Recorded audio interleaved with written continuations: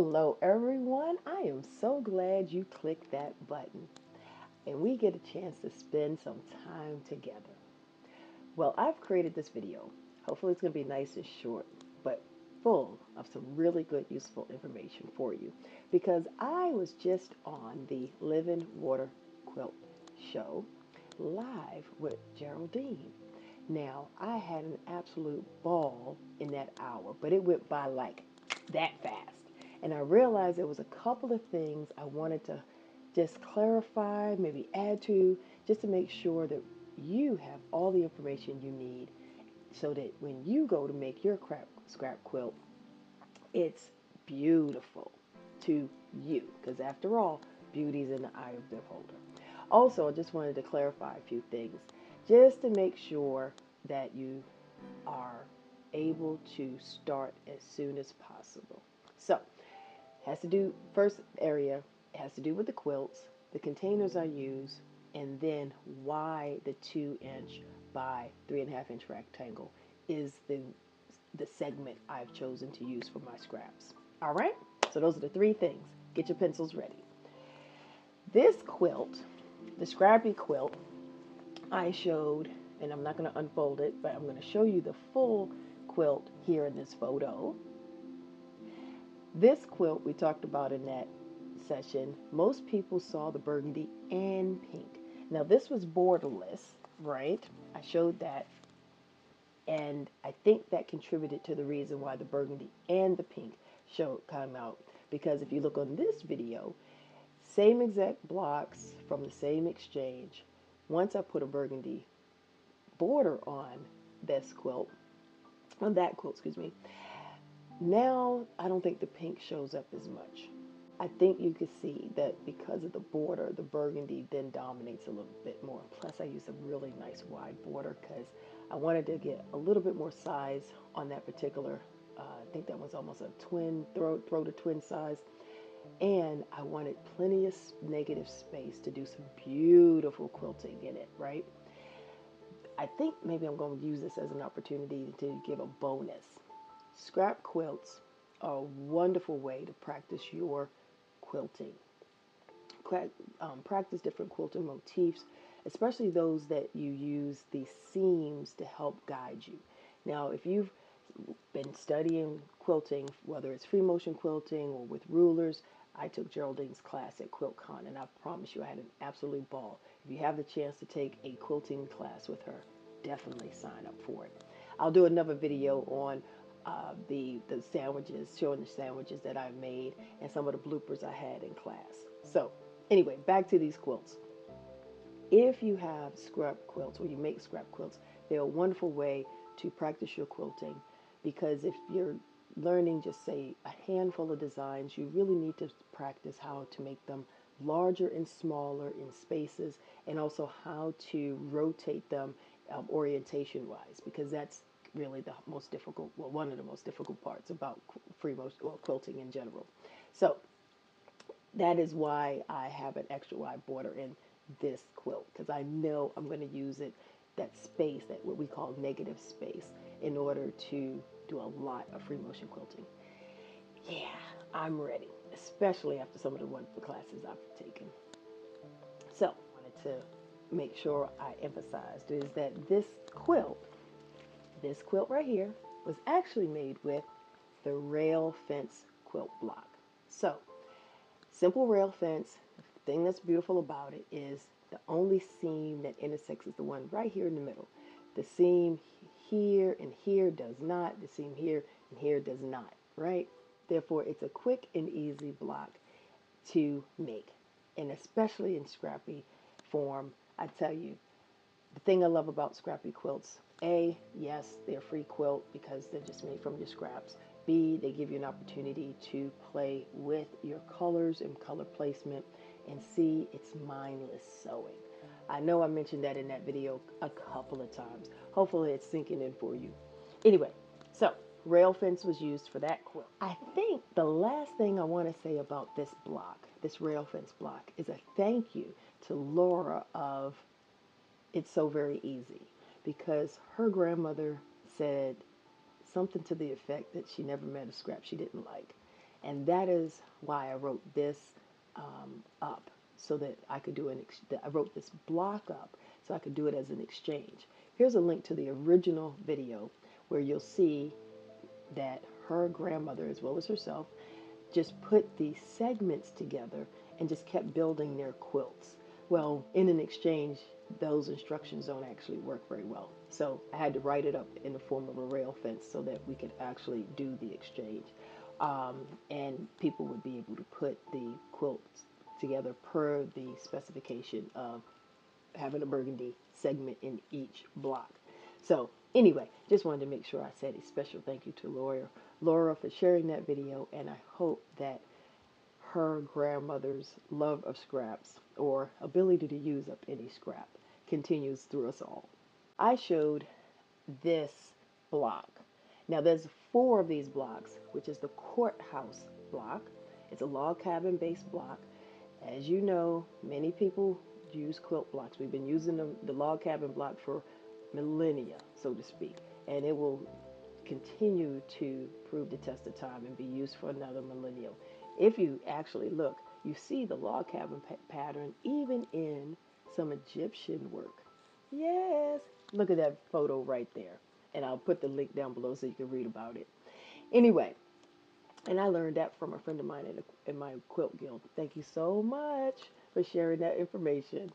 Anyway, in here, matter of fact, I guess I should have showed you the block before I stitched 4 of them together.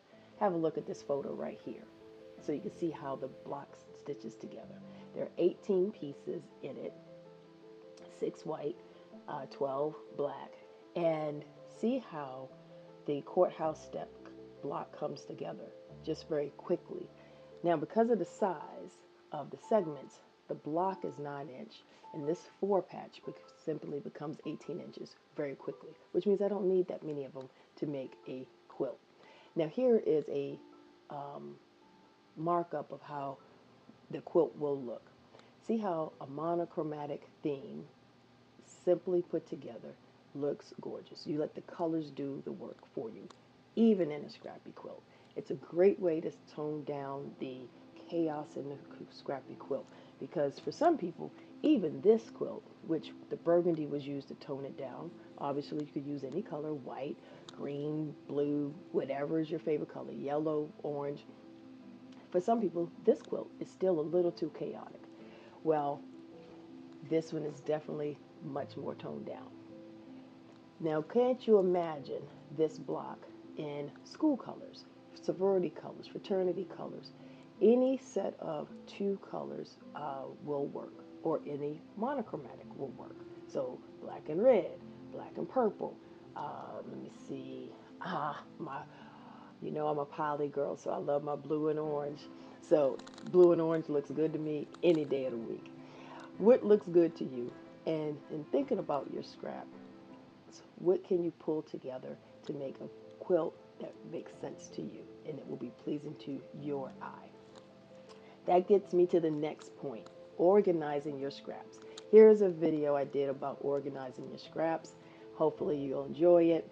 And the recap is about this. Clear containers that are sturdy, that have good locking mechanisms. I don't care if you get those containers at the dollar store or whatever Dollar Tree type store, or these cosmetic containers like this. Now, I use these at my retreats, and I am able to basically kit out any colorway a beginner, like a true person who's never sewn before, kit out a colorway that they want, or if they want something random, that's fine too. I do that as well.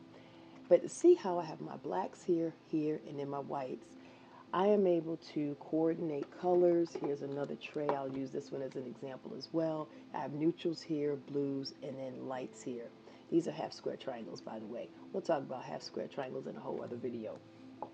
But by taking the time to organize my scraps, the other good thing is I'm ready to make a quilt at any given time. For me, it's a win-win because I put these kits together very quickly. The beginner gets to actually practice building blocks. I usually have them do the rail fence. Again, like I said, this is a very easy block to do. They get the piecing practice with this.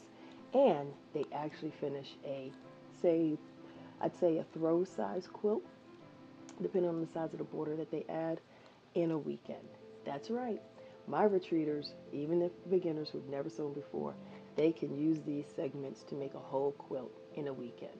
Now, of course, us as quilters, we know there's a whole other part to the process as far as quilting, binding, and labeling. I make sure that they leave with a path forward to complete their quilt because I like to say no quilt left behind. Just like we don't have the military say no person left behind, we don't leave no quilt behind because there's too many UFOs out there, what we call UFOs, which is unidentified, unfinished, objects. So we don't like those in my quilting circle. We like to get things done. Now, obviously, I can't get everything done I want to do. So when I organize my scraps, the wonderful thing about it is if I have a full container like this one, I may go ahead and give it away as well. So once my area, so to speak, is full, it's okay to go ahead and give it away as well. So what will you choose to do with all your scraps? Last thing, the reason why this segment, 2 by 3.5 inch segment, is the one I prefer is this. In this video, I showed you how to make string quilts, and I must say I've been dying to make a gray background quilt for a very long time because it has a more of a modern feel to it than, say, traditional whites or colored backgrounds, right? So that quilt, all those strips are less than 2-inch width. What adds beauty to, at least in my opinion, to a string quilt is having multiple strings in each block. And therefore, they have to be quite narrow. So that is one thing I want to stress in this part of the conversation.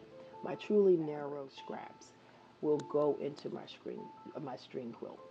Yes, I am that organized. I know what's going to go on my string quilts. You see how I've multiple ways of how I organize them in that video to make sure that the color distribution throughout the blocks is made. Again, mindless sewing once you're organized. But if I have a 2-inch segment, there are many quilt blocks that use this segment, and I'm going to prove it to you in a second. Now, any quilt piece, fabric scrap, let's say, that's wider than 2.5 inch, well, there's plenty of patterns out there, free and those for purchase, that help you use up 2.5 inch squares as well as strips. So that's commonly called a jelly roll, right? So Fat Quarter Shop, Stripology, any number of places have numerous patterns. So I'll put some links to them in the description for you. So I already know what I'm going to do with my wider strips, whether it's 2.5 inch, 3, 4, 5, right? Because 5 is a charm pack. I'm going to make a charm pack quilt. Because again, tons of patterns for charm packs as well. So that's the reason why I was able to come down and understand that the 2-inch was kind of that middle ground, and it was worth exploring. Now, we talked about the courthouse block, which is a log cabin variation. We talked about the rail fence block. Well, a regular log cabin block, which this is, and you can see that I've predominantly used pinks and purples, is a good way to use up your scraps. And this ruler, as long as with my longer one, helps you make this block, because this is a 2-inch square, this is a 2-inch square, this is 2 by 3.5 segment, this is 2 by 3.5 inch rectangle, and this is a 5-inch long rectangle.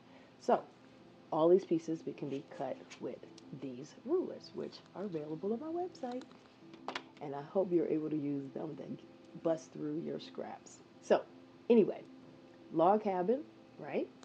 Courthouse, rail fence. There's other quilts patterns out there like this Gaelic knot, which is also called Arrowhead Puzzle. This has a beautiful secondary pattern. So for me, this looks gorgeous whether you make individual blocks that have a bunch of colors in them, or you keep to a particular colorway, or um, colors with their primary and secondary complements. So if you don't know about that, use a color wheel. Simple, simple, best technique is just use a colorway so that you understand that with a purple, you could use a green or a yellow. With a blue, you might want to use a green or yellow as well. Red, you might, because it's a warm, you might use a yellow and an orange. Actually, nature helps us understand what goes together really well, like green and blue, your fall colors, your winter colors, your tropical colors. So you can use nature to inspire you, or you can use the color wheel. Either way, whatever works for you. So now that I've told you several, oh, you know what? Now that I've told you several quilt patterns that use this segment, I think I forgot one. You were probably wondering why I have 2-inch squares here. Well, the Carolina chain block, which is a Bonnie Hunter pattern, which is available in free, the link is in the description box, that also uses these segments. So I think I've got 5 quilt patterns that you can use this segment with ease. And I promise you, depending on how you lay out your colors, the choices of fabrics. I've done the Carolina chain quilt in African fabrics. Hit that subscribe button so you don't miss me talking about that a little bit later in the summer. That was a fabulous exchange with some good friends of mine. I'm so happy we actually did that one. Anyway, that's just about 5 quilt patterns that use this little ruler and helps you bust through your scraps. Now, I think that's about all I wanted to discuss today. And so, what else do you want to hear about? What questions do you have? Because I want to make sure that I am delivering content in a way that's helpful to you. Let me know if that is the case. Let me know the questions you have so I can answer them as well. I promise you, if I don't know the answer, the fantastic award-winning quilters I know will. And they like to share information because after all, we're always learning together. Well, that is it for me now. I can't wait to hit that stop button on that record so that I can get to making something beautiful. What do you plan on making beautiful between now and the next time we get a chance to be together?